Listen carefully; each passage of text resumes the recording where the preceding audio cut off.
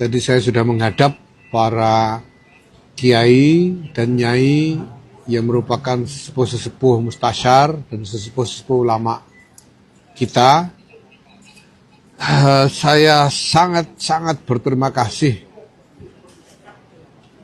bahwa beliau-beliau berkenan untuk memanggil saya. Saya sangat terharu bahwa para sesepuh kita masih begitu peduli kepada Jam'iyah Nahdlatul Ulama ini, sehingga bersusah payah untuk melakukan apa yang beliau-beliau bisa lakukan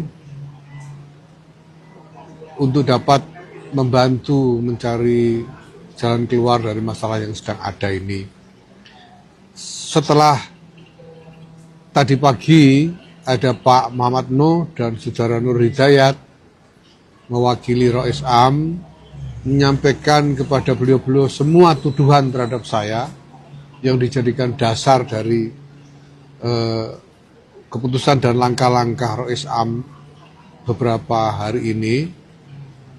Saya kemudian diminta untuk memberikan jawaban atas tuduhan-tuduhan itu, dan semuanya telah saya jawab dengan tuntas.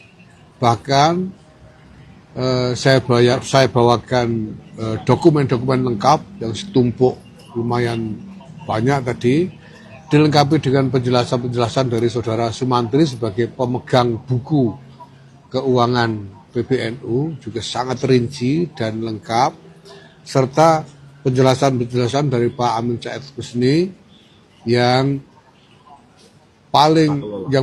merupakan kurator dari keseluruhan desain tata kelola NU yang kita kembangkan selama 4 tahun ini, sehingga semua aturan dan lain sebagainya juga telah dijelaskan dengan tuntas oleh beliau. Saya dan teman-teman, kami semua sejak awal terlibat dalam aktivisme ke-NU-an ini dengan niat untuk berkhidmah, untuk bertabaruk, mengharap barokah dari Jam'iyah yang mubarokah ini, dan kami berusaha menjalankan dengan tulus. Maka kami akan senantiasa memperhatikan arahan-arahan dan nasihat-nasihat dari para ulama, para sesepuh ulama. Kami hanya menitipkan kepada para sesepuh ulama, mohon dipertimbangkan tentang masa depan tatanan organisasi. Nahdlatul Ulama ini sebagai organisasi didirikan untuk mengorganisir.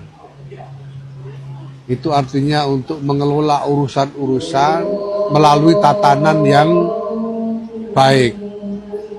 Nah, mohon dipikirkan supaya tatanan ini tidak runtuh di tengah jalan.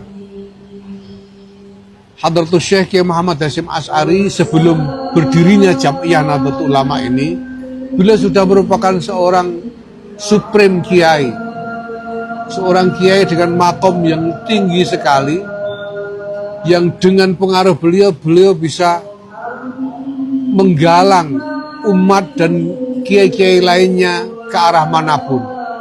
Tapi toh kemudian didirikan Jam'iyah ini dengan aturan-aturannya, dengan anggaran dasar dan anggaran rumah tangganya, yang diantara isi dari aturan tataran itu adalah justru membatasi wewenang Rois Akbar yang dijabat oleh Kiai Hadratus Syekh Kiai Muhammad Hasyim Asy'ari. Maka mari kita pikirkan betul agar tatanan ini kita tidak runtuhkan dan membawa Jam'iyah ini mundur 100 tahun sampai sebelum didirikannya Jam'iyah ini. Tadi ada rekomendasi supaya ada forum Islam. Nanti kami siap kapanpun kami siap. Bahkan kami sendiri sudah berusaha. Semua orang sudah tahu, saya sudah sampaikan di mana-mana bahwa saya selalu berusaha untuk membuka komunikasi, memohon kesempatan untuk bertemu, untuk menghadap. Karena sampai sekarang dari Suriah, maupun dari pribadi Rais Samsudin belum memberikan kesempatan kepada saya untuk menjawab secara terbuka tuduhan-tuduhan yang dilontarkan kepada saya. Baru pada kesempatan ini di depan para ulama sepuh, di depan para surya dan al-hali wal akfi, saya diberi kesempatan untuk menjawab dengan tuntas, setuntas-tuntasnya, serinci-rincinya, diikuti dengan lampiran dokumen-dokumen sekian banyak. Silahkan monggo diperiksa nanti, dan apapun yang harus ditempuh untuk menuju jalan keluar demi utuhnya Jam'iyah Nahdlatul Ulama ini sebagai tanzim, sebagai munazzamah, sebagai organisasi yang betul-betul menegakkan tatanan ini bisa Bos tadi diperoleh. dikatakan bahwa pertemuan ini tidak mempengaruhi risalah rapat surya. Gimana tanggapan? Bilang siapa itu? Ya, Pak Emno. ya monggo mau pengaruh tidak pengaruh monggo. Tapi misalnya saya tidak tahu boleh membocorkan atau tidak, ya. Tapi sekarang sudah menjadi persepsi bahwa apa yang terjadi dengan rapat harian Suriah itu sebetulnya sangat bermasalah. Sangat bermasalah karena pertama melakukan penghakiman tanpa memberi kesempatan kepada saya yang dihakimi untuk memberikan klarifikasi. Bahkan sampai sekarang saya dicegah supaya tidak bisa beri klarifikasi. Yang kedua, membuat putusan di luar wewenangnya. Jadi ini bermasalah. Nah, maka semua ikutan dari keputusan yang bermasalah itu bermasalah semua. Menanggapi tanggal 9 rapat pleno yang mengangkat PJ Ketua Umum BPN. Seperti apa tanggapannya? Itu didasarkan pada apa? Kalau itu didasarkan pada rapat harian Suriah tanggal 20, itu berarti mendasarkan diri pada keputusan yang bermasalah. Sehingga semua ikutannya bermasalah semua. Surat edaran bermasalah, rapat pleno ini bermasalah, pengambil alihan jabatan ketua umum untuk dirangkap oleh Rais Am juga sangat-sangat bermasalah, dan seterusnya. Jadi ini mari kita semua menyelesaikan ini dengan baik, tanpa terus-menerus membuat masalah ikutan yang semakin membuat sesat arah dari solusi yang kita inginkan. Itu tetap terjadi dan dibentuk PJ Ketua Umum, apa langkah kerjanya? Ya nanti saya akan bicarakan dengan semua pihak, termasuk dengan kiai-kiai sepuh dan juga dengan PW dan PC seluruh Indonesia.